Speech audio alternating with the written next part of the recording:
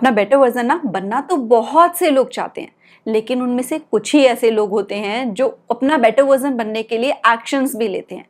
तो आज के इस वीडियो में मैं आपके साथ 21 डेज का एक चैलेंज शेयर करने वाली हूँ, जिसमें कि मैं ऐसे सिर्फ कुछ हैबिट्स नहीं शेयर करूंगी कि इन हैबिट्स को आपको 21 डेज तक लगातार फॉलो करना है तो इससे आप अपना बेटर वर्जन बन जाओगे, बल्कि मैं 21 डेज का एक एक्शन प्लान आपके साथ शेयर करूंगी ईच एंड एवरी डे का, कि फर्स्ट डे आपको ऐसा करना है, सेकेंड डे आपको क्या करना है, थर्ड डे क्या करना है, ताकि आप 21 डेज तक डेली छोटे छोटे स्टेप्स बढ़ाओ। और अगर आप सीरियसली और कंसिस्टेंटली इस 21 डेज एक्शन प्लान को फॉलो करो ना, तो आई गारंटी यू कि आप अपना बेटर वर्जन खुद बन जाओगे। इन 21 डेज को हमें डिवाइड करना है 3 पार्ट्स में, week 1, week 2 and week 3। Week 1 में हमारा फोकस होगा सेल्फ अवेयरनेस एंड माइंडसेट पे, यानी कि जो वीक 1 के 7 डेज है, इनमें जो एक्शंस हमें करने हैं, जो भी चीज़ें हमें फॉलो करनी है, वो एक तो हमारी नॉलेज हमें मिलेगी, हम अपने आप को ज़्यादा अच्छे से जानना शुरू करेंगे, और दूसरा हमारा जो आउटलुक है लाइफ के टुवर्ड्स वो पॉजिटिव होगा, हमारे माइंडसेट में एक पॉजिटिव चेंज आएगा। तो डे 1 में हमको करना है सेल्फ रिफ्लेक्शन, यानी कि आपको 30 मिनट्स जर्नलिंग करनी है। जर्नलिंग करने के लिए आप कोई भी एक नोटबुक ले सकते हो और आपको पेन लेकर या पेन से लेकर वहां पर सिर्फ 30 मिनट्स तक चुपचाप लिखते जाना है अपने बारे में, कि आपको क्या चीजें पसंद हैं, क्या चीजें पसंद नहीं है, आपके कोर वैल्यूज क्या हैं, आपके लिए लाइफ में क्या सबसे ज्यादा इंपॉर्टेंट है, आपकी प्रायोरिटीज क्या है लाइफ में, कौन सा एरिया लाइफ का ऐसा है जिसको कि आप फिलहाल इंप्रूव करना चाहते हो, कौन से लाइफ के एरिया में आप क्या चेंजेस चाहते हो, अपनी पर्सनालिटी में क्या चेंजेस चाहते हो। अपने और अपनी लाइफ के हर एरिया से रिलेटेड ना आपको जो जो पता है वो आपको फर्स्ट डे 30 मिनट्स तक जर्नल करना है। अगर आप 30 मिनट से ज़्यादा कर सकते हो तो भी आपको करना है, क्योंकि ना बहुत बार हमको अपने बारे में क्लियरली पता ही नहीं होता कि हमारी लाइफ में प्रायोरिटीज़ क्या है। तभी ऐसा होता है कि हम फोकस किसी और चीज़ पे करते चले जाते हैं, प्रायोरिटीज़ हमारी लाइफ में कुछ और होती हैं, और इसीलिए हम एक तरफ सक्सेसफुल हो भी रहे होते हैं तो भी हमको इनर हैप्पीनेस नहीं मिल रही होती। जब हम क्लियरली देख लेंगे कि हमारी लाइफ में क्या प्रायोरिटीज़ हैं जिससे कि हमको रियल में हैप्पीनेस मिलती है, तो हम ज्यादा उसके टुवर्ड्स एक्शंस लेंगे। तो फर्स्ट डे हमको सेल्फ रिफ्लेक्शन करना है। डे 2 में हमको कुछ पॉजिटिव एफर्मेशंस लिखनी है अपने आप से रिलेटेड। फर्स्ट में हमने जो भी सेल्फ रिफ्लेक्शन के टाइम हमको जो भी लगाना कि मेरी लाइफ में ये चेंजेस मैं चाहती हूँ, ये बेटरमेंट चाहती हूँ, ये एरियाज है जिनमें कि इंप्रूवमेंट की रिक्वायरमेंट है, तो उनसे रिलेटेड क्या होता है कि मोस्टली हमारे माइंड में नेगेटिविटी है, हमको वो ठीक नहीं लग रहे हैं एरिया, तो हमको उनसे रिलेटेड ना पॉजिटिव एफर्मेशंस लिख लेनी है, और उनको लिखना है प्रेजेंट कॉन्टिन्यूअस टेंस में कि ये चीज़ हो रही है। फॉर एग्जाम्पल, आपको अगर ये लगता है कि आपके यूट्यूब चैनल की ग्रोथ नहीं हो रही है, तो आपको उसमें लिखना है कि धीरे धीरे मेरे यूट्यूब चैनल की ग्रोथ हो रही है। अगर आप फिटनेस की जर्नी पे हो और आपको लग रहा है कि फिलहाल अभी आप फिट नहीं हो लेकिन आप फिट होना चाहते हो, तो आपको जो एफर्मेशन लिखनी है वो इस तरीके से लिखनी है कि मैं हर दिन पहले से ज्यादा फिट होती जा रही हूँ, मेरी पर्सनालिटी हर दिन पहले से ज्यादा बेटर होती जा रही है, मेरा confidence level every day improve हो रहा है। जिस भी एरिया में आपको इंप्रूवमेंट लगती है कि आपको जरूरत है, उससे रिलेटेड आपको पॉजिटिव एफर्मेशंस लिखनी है, क्योंकि जब आप उनको मन में रिपीट करते जाओगे तो उससे क्या होगा कि आपका अंदर से जो सेल्फ कॉन्फिडेंस है वो बूस्ट होना शुरू होगा, और आपको ना अपने ऊपर जो भरोसा है और जो लाइफ के ऊपर भरोसा है वो भी मजबूत हो जाएगा, जिससे कि आप इस जर्नी में पॉजिटिव माइंडसेट के साथ बढ़ते रहोगे। डे 3 में आपको एक ग्रैटिट्यूड लिस्ट बनानी है। फिलहाल आपकी लाइफ में या आपको अपने आप से रिलेटेड जो भी चीजें ऐसी लगती हैं जिनके लिए कि आप थैंकफुल हो, जिनको कि आप ट्रेड नहीं करना चाहोगे, उसके बदले में आपको कुछ नहीं चाहिए, वो आपको चीजें चाहिए ही चाहिए हैं, बाकी और चीजें जो लाइफ में आपको चाहिए आप चाहते हो कि उसी के ऊपर ऐड ऑन हो, उसी के ऊपर वो बोनस हो। फिलहाल जो वो चीजें वो मुझसे कोई ना छीने, तो वो कौन सी चीजें हैं? वो चीजें हैं जिनके लिए आपको सबसे ज्यादा थैंकफुल होना चाहिए। तो उन चीजों को आपको एक जगह लिखना है कहीं पे, क्योंकि जब हम उनको लिखेंगे तो हमारा माइंडसेट और ज्यादा पॉजिटिव होता है, हम इनर हैप्पीनेस से बढ़ जाते हैं, एक अबंडेंस की फीलिंग आती है हमारे मन में। तो हमको उन सारी चीजों को एक लिस्ट पे बना के लिख लेना है, और वो कुछ भी हो सकता है। अगर आपको लग रहा है मैं ब्रीथ कर पा रही हूँ प्रॉपरली, तो इसके लिए भी हमें ग्रेटफुल होना चाहिए। बहुत से लोग हैं हॉस्पिटल में ऐसे एडमिट जो ब्रीथ नहीं कर पा रहे हैं प्रॉपरली। हमारी 2 आईज हैं वो दोनों ठीक हैं, हमारी स्किन पे कोई इन्फेक्शन नहीं है, कोई गंदी बीमारी नहीं हमको लगी है, छत है हमारे सिर के ऊपर, पीने के लिए साफ पानी मिल रहा है, कई किलोमीटर पैदल चल के जाना नहीं पड़ रहा पानी भरने के लिए। कोई भी चीज़ें जो भी माइंड में आती है ना, जो आपको लगता है कि ये चीज़ें बहुत इंपॉर्टेंट है लाइफ में, इनका तो होना ही होना ज़रूरी है, उनकी एक लिस्ट बनानी है आपको थर्ड डे पे। डे 4 पे आपको करनी है माइंडफुलनेस मेडिटेशन।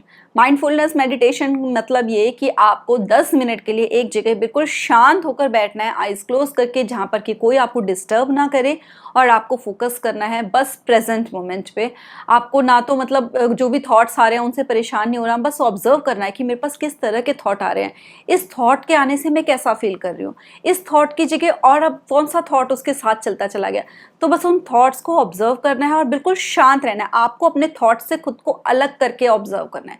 तो 10 मिनट तक जब आप ये करोगे ना, तो देखोगे आपका सेल्फ के साथ कनेक्शन और ज्यादा स्ट्रांग होगा, एक पीस आएगी आपके अंदर। डे 5 पे आपको अपने लिमिटिंग बिलीव्स को आइडेंटिफाई करना है। लिमिटिंग बिलीव्स यानी कि आपके अपने आप से रिलेटेड वो बिलीव जिनकी वजह से आप राइट एक्शन नहीं ले पा रहे होते हो। मैं कभी अपना बेटर वर्जन नहीं बन सकती, मैं कभी स्टेज के ऊपर खड़े होकर एक स्पीच नहीं डिलीवर कर सकती। तो ये सब क्या होते हैं? लिमिटिंग बिलीव्स होते हैं हमारे, जो कि हमें हमारा बेटर वर्जन बनने से रोक रहे होते हैं। इनको हमें आइडेंटिफाई करना है और हमें इनको चैलेंज करना है। हो सकता है कि लाइफ में 1-2 चांसेस ऐसे हुए हों जिनसे कि आपको ये प्रूफ मिल गया हो कि मेरे से ये काम नहीं होता, इसलिए मैं कभी नहीं कर सकती। तो हमें उसको चैलेंज करना है, ये कह के ये जो पास्ट के एक्सपीरियंसेस ने मेरे बिलीव को शेप किया है, उसको मैं चेंज कर सकती हूँ, अपने फ्यूचर को चेंज कर सकती हूँ प्रेजेंट में राइट एक्शंस लेके। अपने लिमिटिंग बिलीव्स को ना आइडेंटिफाई करना बहुत जरूरी होता है, क्योंकि वो हमें हमारा बेटर वर्जन नहीं बनने देते और हमें हम राइट एक्शंस ही नहीं लेने देते। हम उस रास्ते पे चलते ही नहीं है इस डर के मारे कि नहीं मुझसे तो ये होगा ही नहीं। डे 6 और डे 7 दोनों दिन हमने क्या करना है कि एक एक्ट ऑफ काइंडनेस करना है। डे 6 पे भी, डे 7 पे भी, यानी कि किसी और के लिए कुछ ऐसा काम कि जब उनको खुशी मिले तो उनकी खुशी को देखकर हमें खुशी मिले। बदले में ना हमें कोई प्रेज चाहिए हो, ना हमें क्रेडिट चाहिए हो, ना ही बदले में हमें कोई फेवर चाहिए हो। बस इसलिए करना है कि हम ह्यूमैनिटी को सर्व कर सके, हम नेचर को सर्व कर सके। और वो कुछ भी हो सकता है। आप किसी को हेल्प ऑफर करो, किसी को कॉम्प्लीमेंट दो अच्छा सा, या फिर जो स्ट्रे डॉग्स हैं उनके लिए स्पेशल कोई अच्छा सा डॉग फूड लेकर आओ, वो उनको खिला दो। कुछ भी ऐसा है जिससे कि आप यूनिवर्स में जो हैप्पीनेस की वाइब्रेशंस है, हैप्पीनेस की एनर्जी है, उसको इंक्रीज कर सको। वीक 2 में हम अपने कम्युनिकेशन स्किल्स और इमोशनल क्वेश्चन पे वर्क करेंगे। तो 21 डेज चैलेंज के डे 8 पे आपको प्रैक्टिस करनी है एक्टिव लिसनिंग। मतलब इस दिन आपको जिससे भी मिलना है, जो भी कोई आपसे बात करे, तो उसकी बात को बहुत ध्यान से आई कांटेक्ट मेंटेन करके उसके एक्सप्रेशंस को, उसके इमोशंस को ऑब्जर्व करना है और बहुत ध्यान से जेन्युइन इंटरेस्ट शो करके उनकी बात को सुनना है। क्योंकि अगर आप एक अच्छे कम्युनिकेटर बनना चाहते हो ना, तो उसके लिए बहुत ज़रूरी होता है कि आप एक अच्छे लिसनर बनो। जितना अच्छे से आप दूसरों की बातों को सुनोगे, उतना ज़्यादा बात करने में दूसरों को आपसे ज़्यादा इंटरेस्ट आता है। हर कोई क्योंकि अपनी बात करना चाहता है। तो इसलिए डे 8 पे आपको पूरा दिन इस बात पे फोकस रखना है कि जब भी आपसे कोई आकर बात करे तो आप उसकी बात को ध्यान से सुनो, ताकि वो अपनी बात को ज्यादा अच्छे से आपके साथ शेयर करे, अपने सारे इमोशंस के साथ। डे 9 पे हमको करनी है एम्पैथी एक्सरसाइज। अगर हम अपने इमोशंस को पहले समझना चाहते हैं ना, कि हम कैसे सिचुएशन में कैसे हमें रिएक्ट करना चाहिए, हमारा इमोशनल रिस्पॉन्स कैसा होना चाहिए, हम कैसे इमोशनली स्ट्रांग बने, तो उसके लिए बहुत जरूरी होता है कि हम दूसरों के इमोशंस को समझना शुरू करें। और इसके लिए जो एक्सरसाइज हमें करनी है वो ये है कि कोई भी आपकी लाइफ में कोई एक पर्सन हो, उसको ऑब्जर्व करो, उसकी लाइफ में क्या चैलेंजेस चल रहे हैं उसको ऑब्जर्व करो, जो वो प्रॉब्लम्स फेस कर रहे हैं, क्या उसकी लाइफ की सिचुएशंस है, उनके कैसे इमोशंस हैं उन चैलेंजेस को लेके, उनका लाइफ के टुवर्ड्स क्या पर्सपेक्टिव है।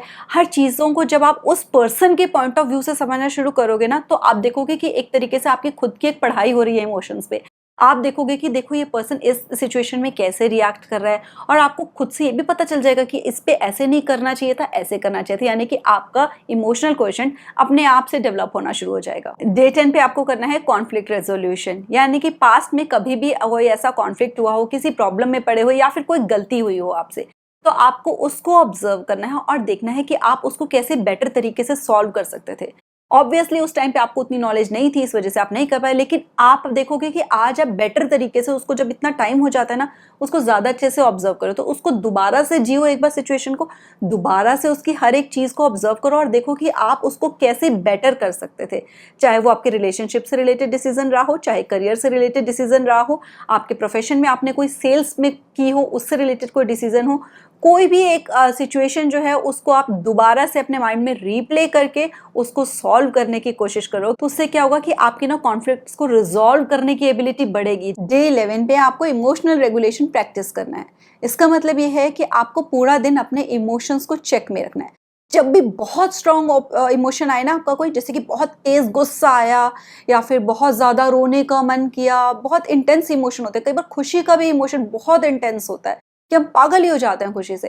तो ऐसा कोई भी बहुत ज़्यादा इंटेंस वेव होना जिस भी इमोशन की, तो आपको उस टाइम पे पॉज करना है, डीप ब्रीथ करना है और शांत करना है खुद को। क्योंकि इमोशनली स्ट्रांग होने का मतलब ये नहीं होता सिर्फ कि हम अपने नेगेटिव इमोशंस को बेटर तरीके से मैनेज कर पाएं।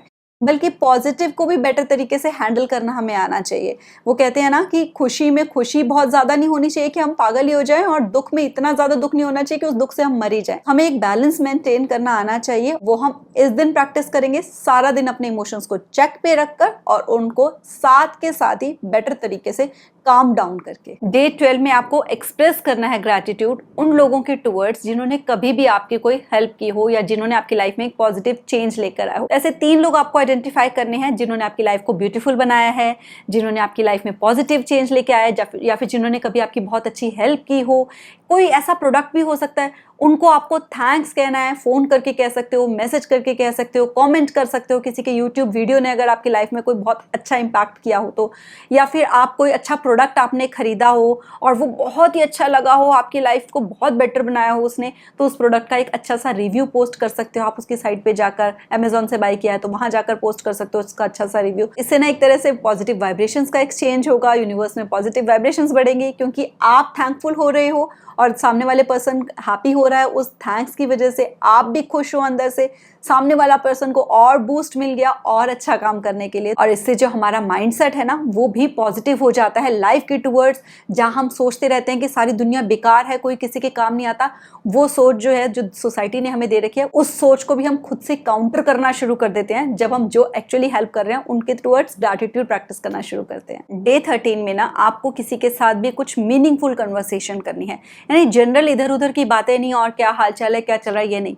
कुछ मीनिंगफुल कन्वर्सेशन का मतलब यानी कि कोई पर्टिकुलर टॉपिक आप सामने वाले से पूछ सकते हो कि उनको किस चीज़ में सबसे ज़्यादा इंटरेस्ट है, उससे रिलेटेड उनसे क्वेश्चंस पूछो ताकि आपकी भी नॉलेज बढ़े उस एरिया से रिलेटेड। और जब हम ऐसी मीनिंगफुल कन्वर्सेशंस करते हैं ना, क्वेश्चंस पूछते हैं, जो भी बात है उससे रिलेटेड, सामने वाला जो बात कर रहा है उससे रिलेटेड और जानने की कोशिश करते हैं, तो इससे हमारे कम्युनिकेशन स्किल्स भी इंप्रूव होते हैं, हमारे रिलेशनशिप्स भी स्ट्रांग होते हैं। डे 14 में ना आपको अपना बात करते हुए, एक जनरली किसी से भी बात करते हुए एक वीडियो रिकॉर्ड करना है और फिर उसको ऑब्जर्व करना है कि आपको वो कैसा लग रहा है देखकर, कि क्या आप उसको बेटर करना चाहते हो, कैसे बेटर कर सकते हो, आपको उसमें क्या चेंजेस। जब आप देखोगे ना तो आपको खुद पता चल जाएगा कि उसमें आप क्या चेंज लाना चाहते हो। आपको ऐसा लग रहेगा कभी कि आप बहुत तेज बोल रहे हो तो आपको लगेगा मुझे थोड़ा स्लो बात करना चाहिए किसी से बात करते हुए, मुझे थोड़ा स्माइल करनी चाहिए किसी से बात करते हुए, मुझे उनकी तरफ ज़्यादा देखना चाहिए, मुझे बहुत लाउड बोल रही हूँ मैं, थोड़ा धीरे बोलना चाहिए था, आराम से बात करनी चाहिए थी। तो हमारे कम्युनिकेशन स्किल्स हम अपने लिए डिज़ाइन कर लेते हैं अपना कम्युनिकेशन स्किल्स का प्रोग्राम, कि हमको कैसे अपने कम्युनिकेशन स्किल को इम्प्रूव करना है। खुद से नहीं समझ में आया तो आप अपने फैमिली या किसी फ्रेंड या किसी बहुत अच्छे है जो आपके क्लोज हो उनके साथ शेयर करके उनसे पूछ सकते हो कि उनको क्या लगता है कि आपको अपने बात करने के तरीके में क्या चीज़ इंप्रूव करने की ज़रूरत है। वीक 3 में हम फोकस करेंगे अपने कॉन्फिडेंस लेवल और अपनी ग्रोथ पे। तो वीक 3 के डे 1 और ओवरऑल चैलेंज के डे 15 में हमको फर्स्ट डे क्या करना है कि अपनी पूरा दिन अपनी जो बॉडी लैंग्वेज है उसको ऑब्जर्व करना है। जब भी दिन में ध्यान आए हमें अपनी जो बैक है उसको स्ट्रेट कर लेना है, शोल्डर्स को इस तरीके से रोल करके पीछे ले जाके नीचे छोड़ देना है ताकि बैक बिल्कुल स्ट्रेट रहे, शोल्डर्स स्ट्रेट रहे हमारे। आई कांटेक्ट मेंटेन करके हमें बात करनी है जिससे भी करनी है। फेस पे हमारे हल्की सी स्माइल होनी चाहिए और हमें अपने हैंड्स के जेस्चर्स को यूज़ करना है बात करते हुए, यानी कि हम अपनी बॉडी लैंग्वेज को ऑब्जर्व करें कि हम जब बात करते हैं तो हमारी बॉडी लैंग्वेज कैसे होती है।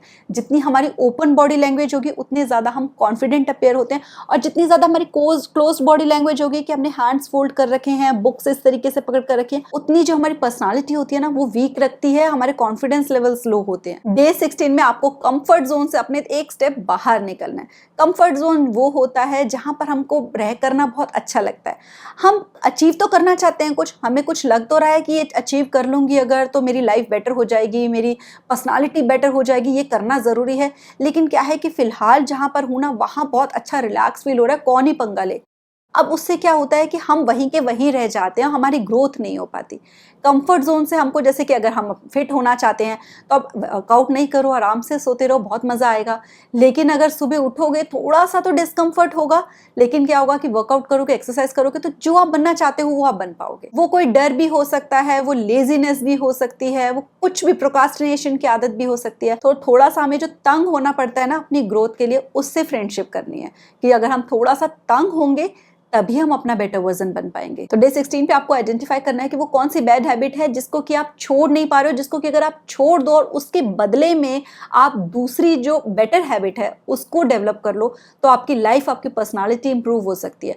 उसको आइडेंटिफाई करना और इस दिन फर्स्ट स्टेप भी ले लेना है आपको। जैसे कि आपको लग रहा है कि आप यूट्यूब वीडियोज बनाना चाहते हो लेकिन आपको डर लग रहा है अंदर से कि लोग क्या कहेंगे, मेरी शक्ल अच्छी नहीं है, मुझे बोलना नहीं आता, मुझे समझाना नहीं आता, तो इस दिन आपको फर्स्ट स्टेप लेना है और अपना एक यूट्यूब वीडियो रिकॉर्ड करके चाहे 30 सेकंड्स का अपलोड कर देना है।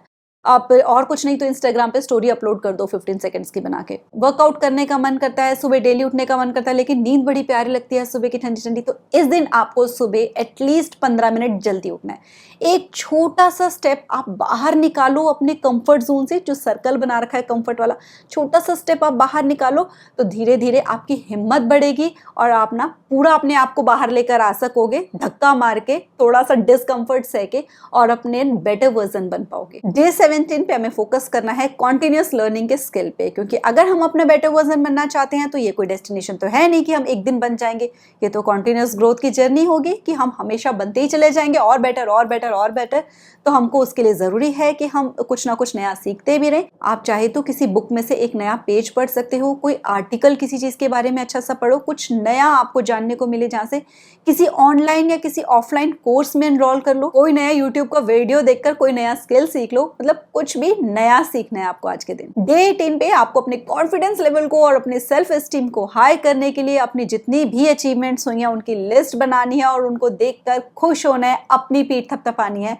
साथ ही साथ जो आप इतने दिन आगे चलते आए हो उनमें से जो जो चीजें आपने कर ली हैं उनके लिए भी खुद को प्रेज करना है आपको, कि आपने इतने सारे स्टेप्स ले लिए अपने आप को बेटर बनाने के लिए, अपनी लाइफ को इंप्रूव करने के लिए। क्योंकि मोस्ट ऑफ द टाइम्स हम दूसरों को तो फिर भी थैंक्स कह देते हैं अपनी हेल्प करने के लिए, लेकिन खुद को कभी नहीं करते अपने आप को हेल्प करने के लिए। तो इस दिन हमें खुद को सेलिब्रेट करना है, अपने आप को भी अपनी सक्सेस के लिए क्रेडिट देके। डे 19 में आपको कुछ भी क्रिएटिव एक्टिविटी करनी है जिसको करना आपको बहुत अच्छा लगता हो। आप पेंटिंग कर सकते हो, डांसिंग कर सकते हो, कोई इंस्ट्रूमेंट प्ले कर सकते हो, कलरिंग कर सकते हो, कुछ ड्रॉ कर सकते हो, कोई भी ऐसी हॉबीज जो होती हैं सबकी, उसको आपको आज के दिन परफॉर्म करना है ताकि आपका जो माइंड है वो हैप्पीनेस से भर जाए। क्योंकि जब भी हम कोई ऐसी एक्टिविटी परफॉर्म करते हैं तो हम अपनी इनर सोल को हैप्पीनेस से भरते हैं, अपनी इनर सोल के साथ कनेक्ट होते हैं और तब हमारा इनर जो कॉन्फिडेंस होता है वो भी हाई होता है। डे 20 पे आपको अपनी अब तक की जो जर्नी रही है ना उसको उस पर रिफ्लेक्ट करना है कि वो कौन सी हैबिट्स थी जिनको करके आपको बहुत अच्छा लगा, जिनको करने से आपको एकदम से कॉन्फिडेंस बूस्ट हुआ, उस दिन पे आपका हैप्पीनेस लेवल बहुत ज़्यादा बढ़ गया था। उस हैबिट को आप अपनी लाइफ में फिर से और ज़्यादा चाहते हो कि आप उसको डेली फॉलो करो। अपनी पूरी जर्नी पे रिफ्लेक्ट करना है, एक बार पूरी जर्नी से गो थ्रू होना है कि डे 1 पे जो किया था वो क्या किया था, डे 2 पे क्या किया था, सारा एक तरह से रिवाइंड कर लेना उसको आपने। डे 21 पे आपको क्या करना है कि अब आगे की अपनी लाइफ के लिए नए गोल सेट करने हैं। खत्म नहीं हो गई है पर्सनल ग्रोथ की जर्नी 21 डेज के बाद। अब आप जो 21 डेज के बाद एक नया पॉजिटिव चेंज अपने अंदर फील कर रहे होगे ना, उसको आपको मेंटेन करके रखना है। तो यहाँ से आपकी जर्नी की शुरुआत हो गई है, लेकिन इस जर्नी पे आपको चलते ही रहना है। तो आपके नए गोल सेट होंगे। इस चैलेंज से आपको आइडेंटिफाई हो गया होगा बहुत ज्यादा कि बहुत सारी हैबिट्स, कौन सी ऐसी हैबिट्स थी जिनको कि आप फॉलो करना चाहते हो अपनी लाइफ में। क्या क्लियर गोल्स आप आइडेंटिफाई करोगे कि क्या वो चीजें हैं जो आपको लाइफ में एक्चुअली हैप्पीनेस देती हैं, उनसे रिलेटेड गोल्स आपको सेट करने हैं। और जब आप ऐसा कर लोगे ना, फिर आप देखोगे कि आप हर दिन अपने आप को अपना बेटर वर्जन बनाते जाओगे। तो अगर आप ये 21 डेज का चैलेंज लेने वाले हो तो कमेंट सेक्शन में यस टाइप करके जरूर बताना, ताकि बाकी और लोगों को भी पता चले कि और कितने लोग ऐसे हैं जो उनके साथ इस 21 डेज के बेटर वर्जन बनने वाली जर्नी को शेयर कर रहे हैं। वीडियो अच्छा लगा हो तो लाइक जरूर करना। मिलते हैं नेक्स्ट वीडियो में। Till then stay blessed, stay smiling. नमस्ते।